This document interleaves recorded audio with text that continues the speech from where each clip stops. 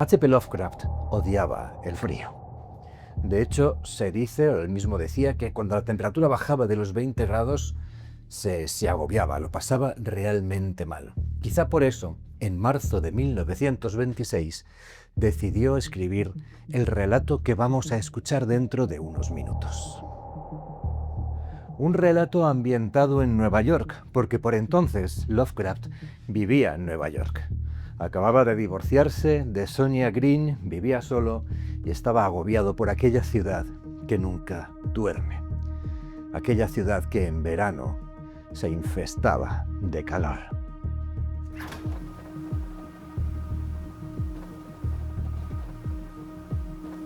Cuando lo único que deseas es algo frío que llevarte a la garganta.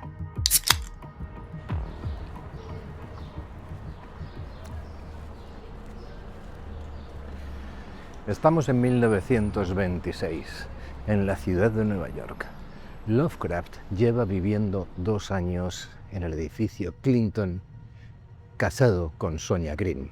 Para este momento, Lovecraft está ya más que decepcionado con su fase de Nueva York, ciudad a la que se mudó pensando que podría encontrar un ambiente más propicio para sus historias en el cual poder triunfar como escritor. ¿Cuántas personas no han hecho eso en algún momento de su vida? Yo mismo me mudé a Madrid persiguiendo, entre otras cosas, una carrera de escritor. Bien, para él, sin embargo, Nueva York le deparaba una decepción, una nueva decepción, una más de tantas.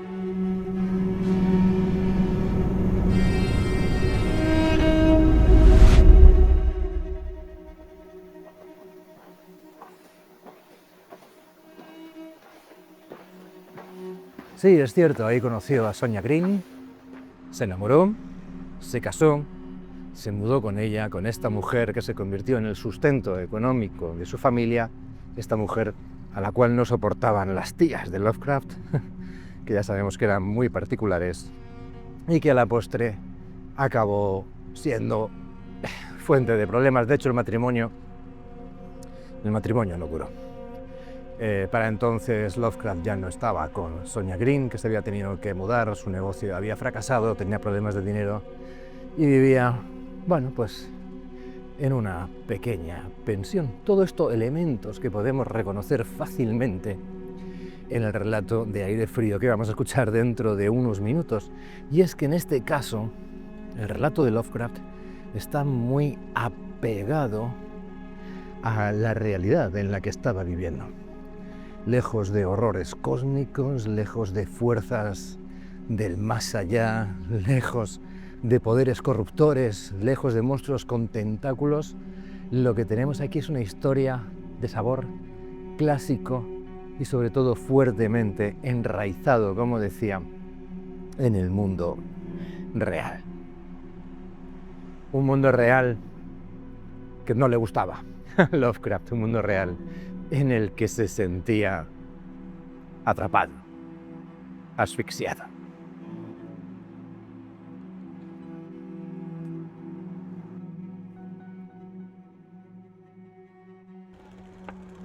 Lo increíble de esta historia es que aunque hoy la consideramos un clásico, en su día fue el patito feo o la oveja negra para Lovecraft. En concreto, se la envió, como siempre hacía, a la revista Weird Tales, y la revista Weird Tales la rechazó.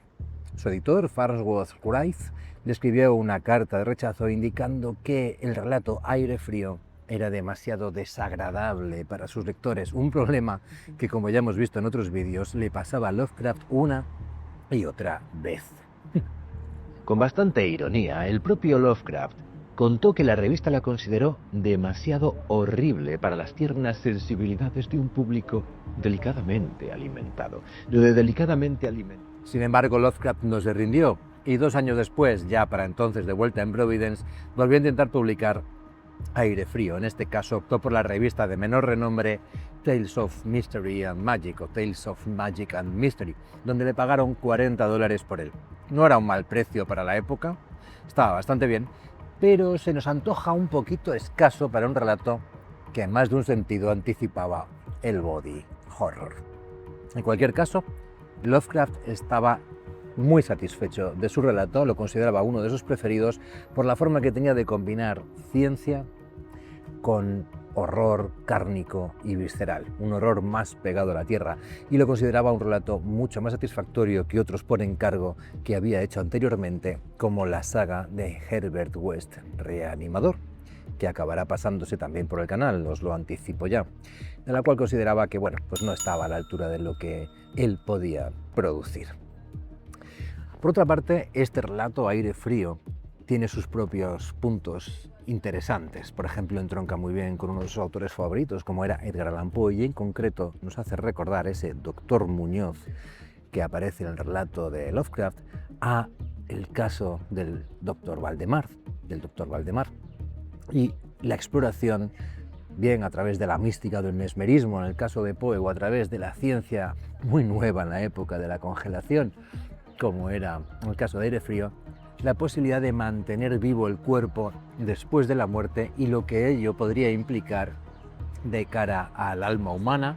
Así tenemos algo inmanente y permanente que nos trasciende más allá de nuestra propia vida. Un relato, como digo, en el que el propio Lovecraft y también sus coetáneos, como su amigo Gosterleth, estaban más que encantados y más que satisfechos.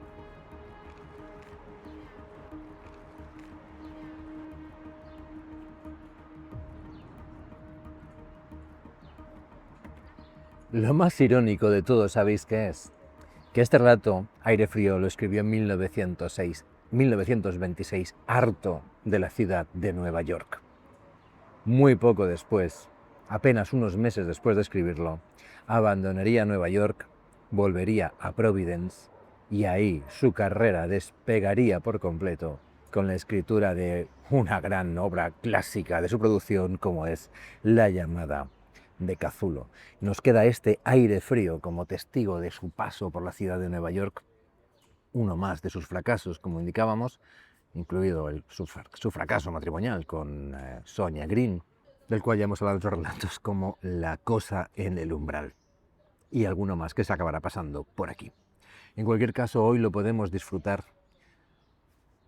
directamente en nuestro sofá, en nuestra casa, 100 años después de su escritura, en 2026, y sigue siendo tan enrevesado, tan estremecedor como lo era entonces. Así que te invito a que te sirvas una cerveza fría, te pongas los cascos y te doy mi más sincera y calurosa bienvenida a la escucha de este relato dramatizado, como siempre, con todo el cariño del mundo en este canal. Espero que lo disfrutéis.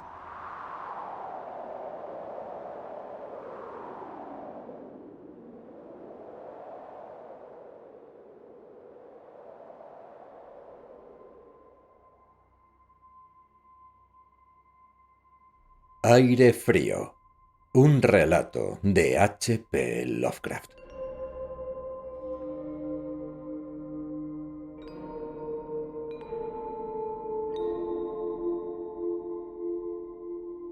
Me pedís que explique por qué temo las corrientes de aire fresco. ¿Por qué me estremezco más que otros al entrar en una estancia fría y parezco sentir náuseas y repulsión cuando el frescor de la tarde se insinúa entre el calor de un benigno día de otoño? Hay quienes dicen que reacciona al frío como otros lo hacen a un mal olor, y no seré yo quien niegue tal impresión. Lo que sí haré será referiros la más horrible circunstancia con la que jamás tropecé, y dejaros juzgar si constituye o no explicación suficiente de mi singularidad. Es un error imaginar que el horror se halla inseparablemente unido a la oscuridad, al silencio y a la soledad.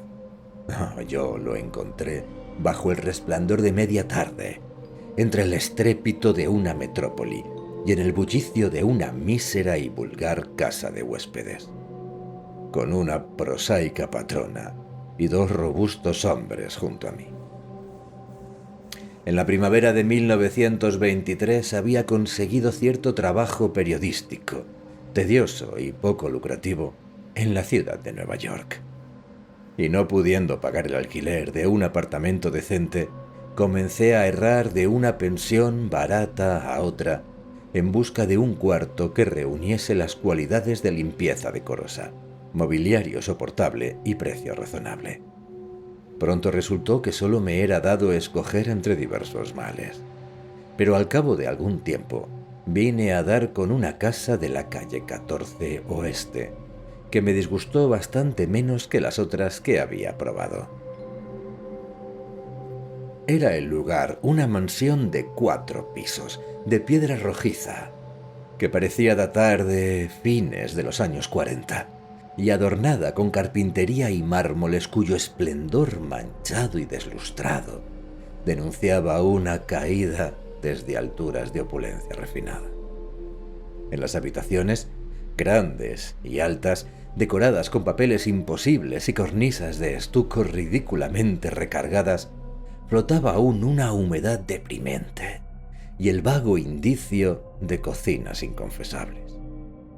Mas los suelos estaban limpios, la ropa blanca se renovaba con tolerable regularidad y el agua caliente no solía estar fría ni cortaban con excesiva frecuencia el suministro de la misma, de suerte que llegué a considerarlo como un lugar soportable, donde invernar hasta que fuese posible vivir de nuevo como un hombre. La patrona, una española desaseada y casi barbuda, llamada Herrero, no me importunaba ni con chismes ni con censuras acerca de la luz eléctrica que yo mantenía encendida hasta tarde en mi cuarto delantero del 3er piso. Y mis compañeros de hospedaje eran tan silenciosos e incomunicativos como pudiera desearse, siendo en su mayor parte españoles un poco por encima del grado más tosco y grosero. Solo el estrépito de los tranvías en la calle de abajo constituía alguna molestia. Llevaba allí unas 3 semanas cuando ocurrió el primer incidente extraño. Una noche, hacia las 8, oí un goteo sobre el suelo y advertí de súbito que desde hacía algún tiempo venía percibiendo el penetrante olor del amoníaco. Miré en torno a mí y vi que el techo estaba húmedo y goteaba. La filtración procedía, al parecer, de un rincón del lado que daba a la calle. Deseoso de atajar el mal en su origen, me apresuré a bajar al sótano para avisar a la patrona, y ésta me aseguró que el trastorno sería remediado al instante. «Doctor Muñoz», gritó mientras subía la escalera delante de mí. «ha derramado sus químicos. Está demasiado enfermo para curarse él mismo. Cada vez más enfermo. Cada día. Pero no quiere que ningún otro le ayude. Es muy raro en su enfermedad. Todo el día toma baños que huelen extraño y no puede excitarse ni calentarse. Todo su trabajo de casa lo hace él. Su cuartito está lleno de botellas y máquinas y no ejerce ya de médico. Pero fue grande en otro tiempo. Mi padre en Barcelona oyó hablar de él y ahora mismo acaba de curar el brazo de un fontanero que se lastimó de repente. Ay, no sale nunca. Solo sube al tejado. Y mi hijo, Esteban, le lleva la comida, la ropa y las medicinas, y los productos químicos. Dios mío, la cantidad de amoníaco que usa este hombre para mantenerse fresco. La señora Herrero desapareció escaleras arriba, hacia el 4.º piso, y yo regresé a mi habitación. El amoníaco dejó de gotear, y mientras limpiaba lo derramado y abría la ventana para ventilar la habitación, oí sobre mí las pesadas pisadas de la patrona. Al doctor Muñoz nunca lo había oído, salvo ciertos sonidos semejantes a los de algún mecanismo movido por gasolina, pues su paso era suave y leve. Me pregunté un momento cuál sería la extraña dolencia de aquel hombre, y si su obstinada negativa a recibir auxilio ajeno no sería fruto de una excentricidad bastante infundada. Hay, reflexioné banalmente, infinito pathos en el estado de una persona eminente venida a menos. Quizá jamás hubiera conocido al doctor Muñoz de no haberme sobrevenido un ataque al corazón cierta mañana, mientras escribía en mi cuarto. Los médicos me habían hablado del peligro de aquellos accesos, y sabía yo que no había tiempo que perder. Así, recordando lo que la patrona dijera acerca de la ayuda prestada por el inválido al obrero herido, me arrastré escaleras arriba y llamé débilmente a la puerta situada sobre la mía. Mi llamada fue respondida en correcto inglés por una curiosa voz que sonó a cierta distancia, hacia la derecha, preguntando mi nombre y propósito. Y una vez hube declarado ambos, se abrió una puerta contigua a aquella que yo había buscado. Una ráfaga de aire frío me dio la bienvenida, y aunque el día figuraba entre los más calurosos de aquel fin de junio, me estremecí al cruzar el umbral de un espacioso aposento cuya rica y exquisita decoración me sorprendió en aquel nido de sordidez y miseria. Un diván plegable desempeñaba entonces su función diurna de sofá, y los muebles de caoba, las suntuosas colgaduras, los cuadros antiguos y las apacibles librerías revelaban más bien el gabinete de un caballero que el dormitorio de una casa de huéspedes. Vi entonces que el cuarto del pasillo sobre el mío, el cuartito de botellas y máquinas mencionado por la señora Herrero, no era sino el laboratorio del doctor, y que sus verdaderos aposentos se hallaban en la amplia estancia contigua, cuyos cómodos nichos y gran cuarto de baño inmediato le permitían ocultar cómodas y demás artefactos utilitarios. El doctor Muñoz era, sin disputa, hombre de nacimiento, cultura y discernimiento. La figura que tenía ante mí era baja, pero de proporciones exquisitas, y vestía con cierta formalidad prendas de corte y ajustes perfectos. Un rostro distinguido, de expresión enérgica aunque no altiva, aparecía adornado por una corta barba cana acerada, y unos anticuados quevedos protegían los ojos grandes y negros, asentándose sobre una nariz aguileña que daba un matiz moro a una fisonomía, por lo demás, eminentemente celtíbera. Espesa cabellera bien recortada, que denunciaba puntuales visitas al barbero, se partía con elegancia sobre una frente alta, y el conjunto ofrecía una imagen de notable inteligencia y superior alcurnia. No obstante, al ver al doctor Muñoz en aquella ráfaga glacial, sentí una repugnancia que nada en su aspecto justificaba.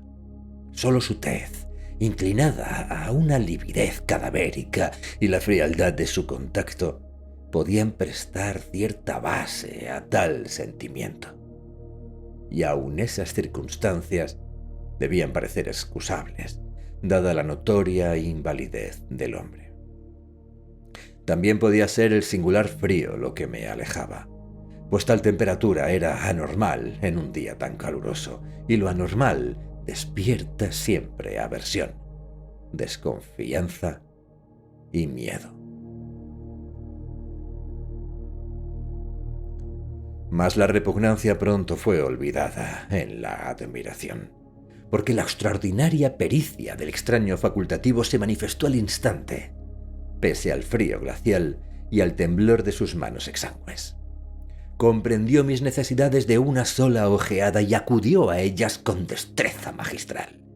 Mientras me tranquilizaba, con voz bien modulada, aunque extrañamente hueca y sin timbre, asegurándome que era el más encarnizado enemigo jurado de la muerte y que había consumido su fortuna y perdido a todos sus amigos en una vida de experimentos singulares, consagrada a frustrarla y extirparla. Había en él algo de benévolo fanatismo, y hablaba casi locuazmente mientras auscultaba mi pecho y mezclaba una bebida conveniente con drogas traídas del pequeño laboratorio. Evidentemente, encontraba agradable la inesperada compañía de un hombre educado en aquel ambiente sombrío, y los recuerdos de mejores días le movían a una efusión desacostumbrada.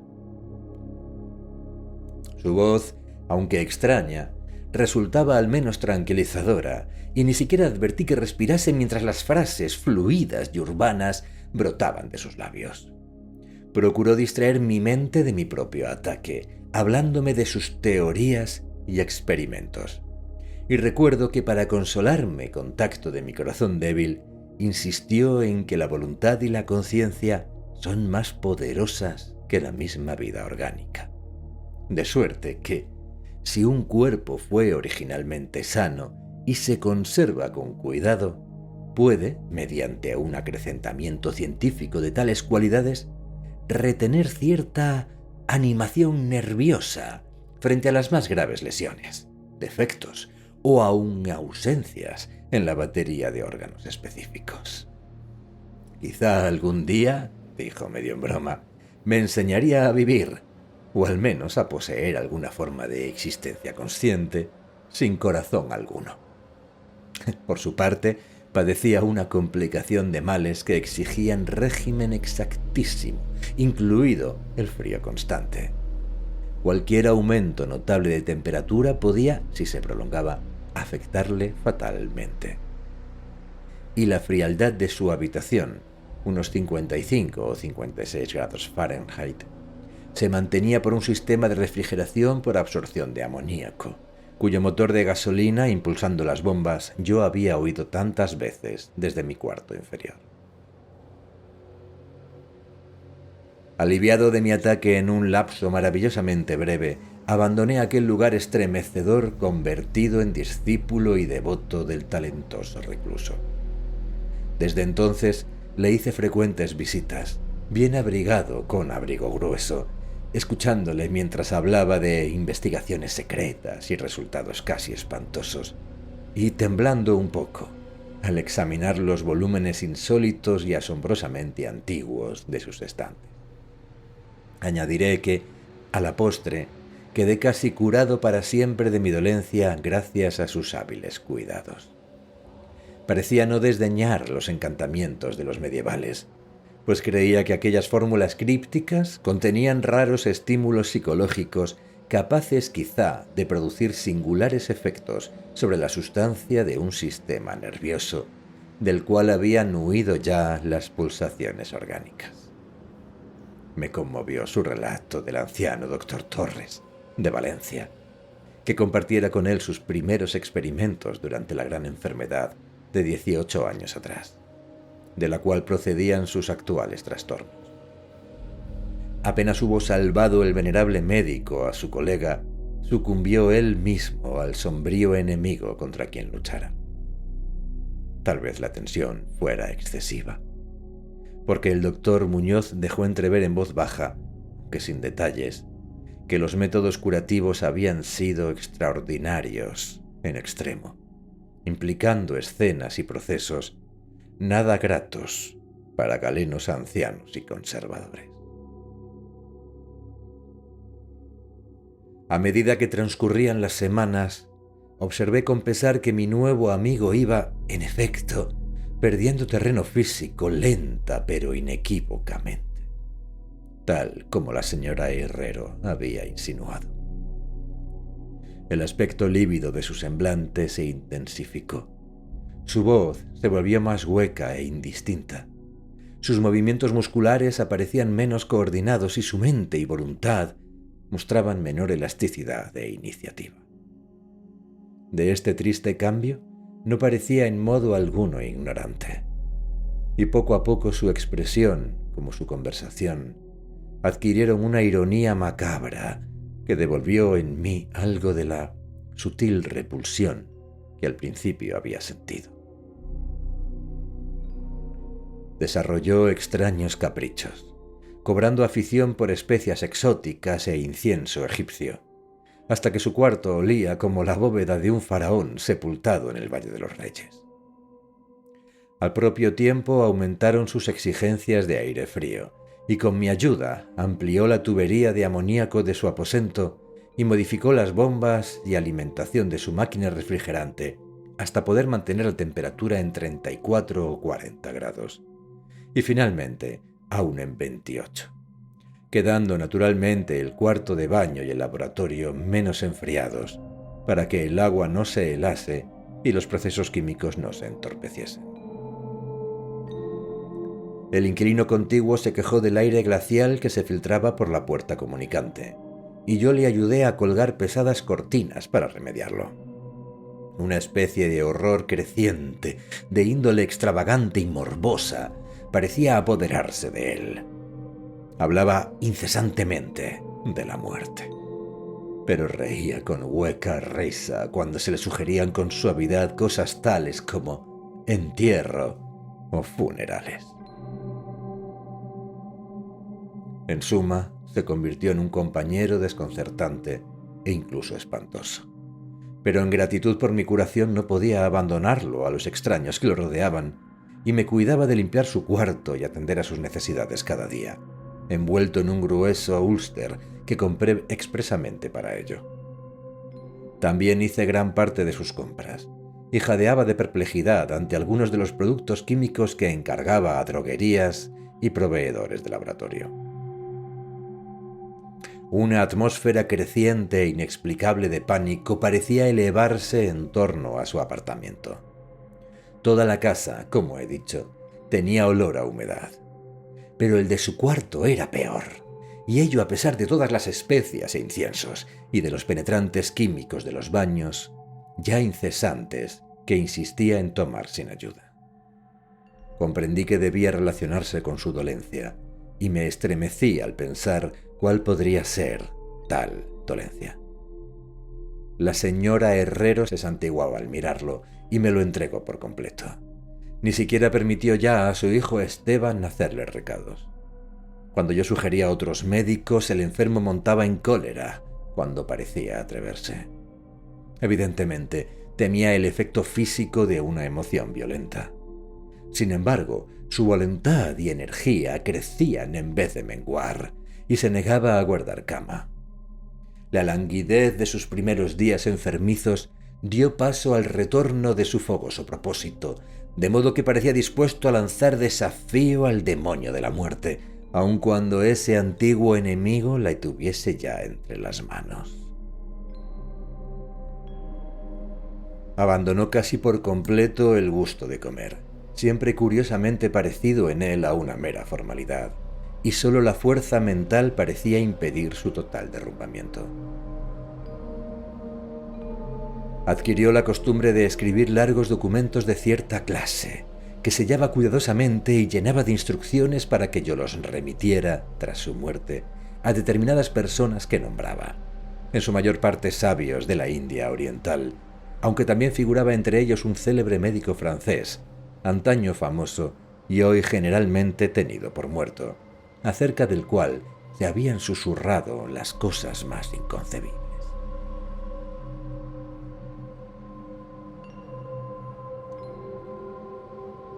Cuando todo terminó, quemé todos aquellos papeles sin abrir y sin entregarlos. Su aspecto y su voz se volvieron enteramente espantosos, y su presencia casi insoportable. Un día de septiembre, una visión inesperada de su persona provocó un ataque epiléptico en un hombre que había acudido a reparar su lámpara eléctrica de escritorio. Ataque para el cual el doctor prescribió eficaz remedio, manteniéndose él mismo cuidadosamente fuera de la vista. Aquel hombre, cosa extraña, había atravesado los horrores de la Gran Guerra sin haber sufrido espanto tan completo.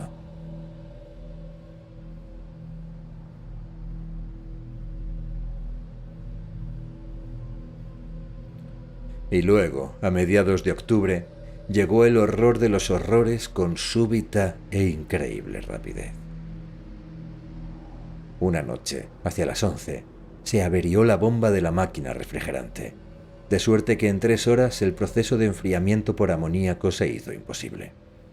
El doctor Muñoz me llamó golpeando el suelo, y yo trabajé desesperadamente por reparar el daño, mientras mi huésped maldecía con tono cuya hueca resonancia, muerta y traqueteante, excede toda descripción.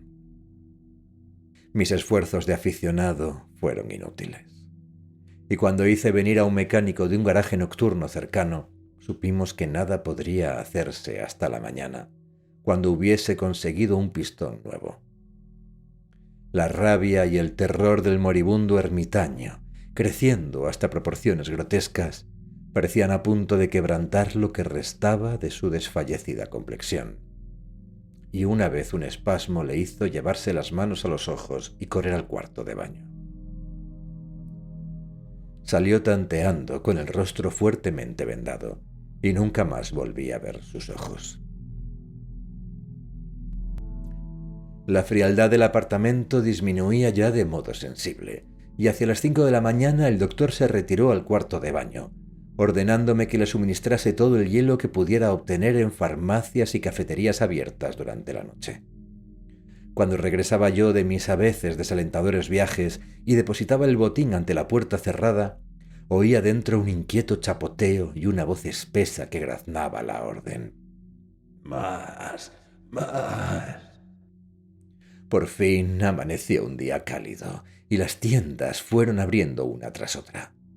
Pedí a Esteban que me ayudase a traer hielo mientras yo conseguía el pistón, o bien que encargase el pistón mientras yo continuaba con el hielo. Pero, instruido por su madre, rehusó terminantemente. Finalmente contraté a un vagabundo de aspecto miserable a quien hallé en la esquina de la 8ª Avenida, para que abasteciese al enfermo de hielo desde una tiendecilla donde se lo presenté. Y me apliqué con diligencia a la tarea de encontrar un pistón y obreros capaces de instalarlo. La tarea pareció interminable, y me enfurecí casi tan violentamente como el ermitaño al ver deslizarse las horas en una ronda jadeante y sin aliento de llamadas inútiles y febril búsqueda de un sitio a otro, de acá para allá, en metro y en tranvía. Hacia el mediodía encontré un proveedor conveniente en el Bajo Manhattan y aproximadamente a la 1:30 de la tarde llegué a mi pensión con los necesarios pertrechos y 2 mecánicos robustos e inteligentes. Había hecho cuanto estaba en mi mano y esperaba llegar a tiempo. Pero el negro terror se me había adelantado. La casa entera estaba en completo tumulto, y por encima del cuchicheo de voces sobrecogidas oía a un hombre rezar con voz profunda.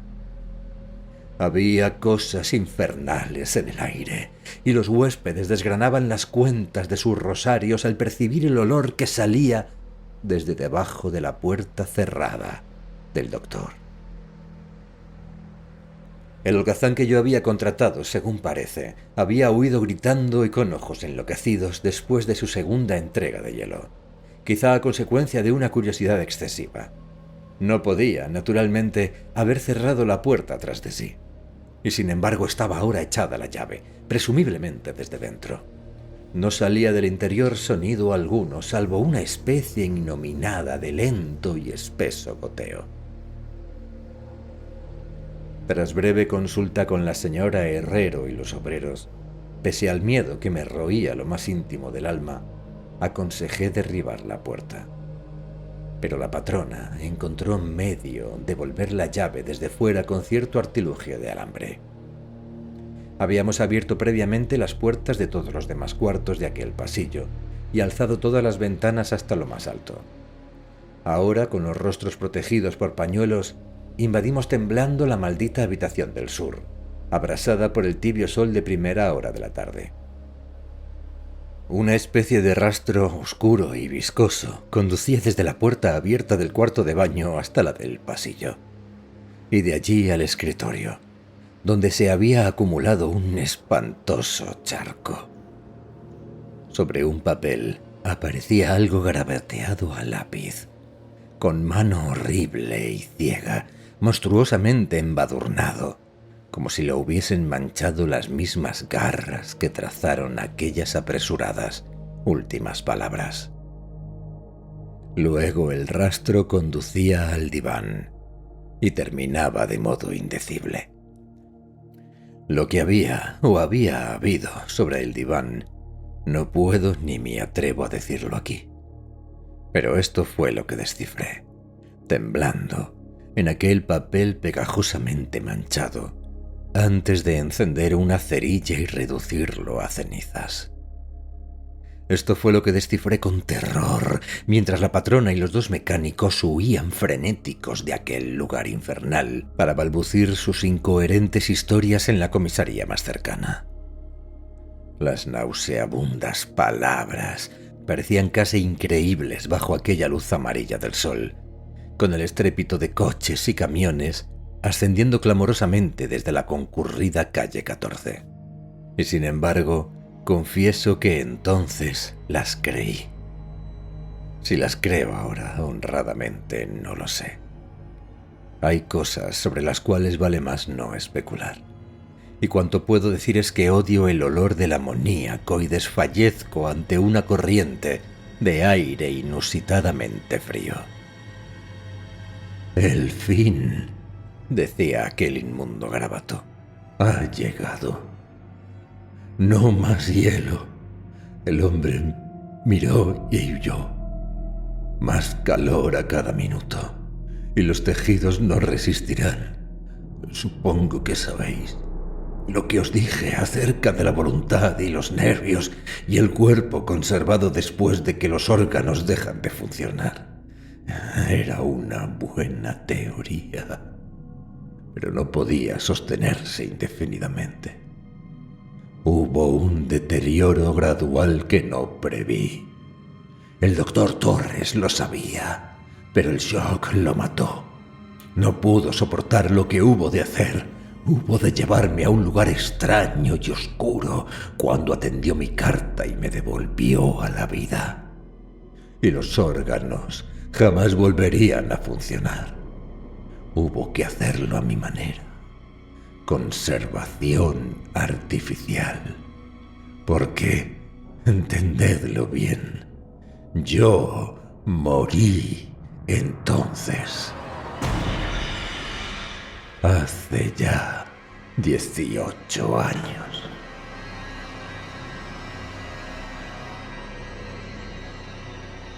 Aire frío. Escrita en marzo de 1926, en el peor año de su vida. Publicada 2 años después en un mundo que todavía no sabía muy bien qué hacer con Lovecraft. Y aquí estamos, 100 años más tarde, disfrutando y hablando de esta historia. Eso también es una forma de no morir, quizá la mejor de todas. Gracias por estar aquí. Si esta historia te ha gustado, ya sabes dónde encontrarme. Cada domingo, un nuevo relato en el canal. Y si quieres dar un paso más y convertirte en miembro, ya sea acólito mayor o cazador de monstruos, ahora enseguida te aparecerá cómo hacerlo. Pulsa en el enlace que pone Únete. Tranquilo, al hacerlo no te unirás a nada, pero verás las ventajas que conlleva cada uno de los niveles. Relatos anticipados, relatos completos sin pausas. Lo tienes todo ahí. Hasta el domingo que viene.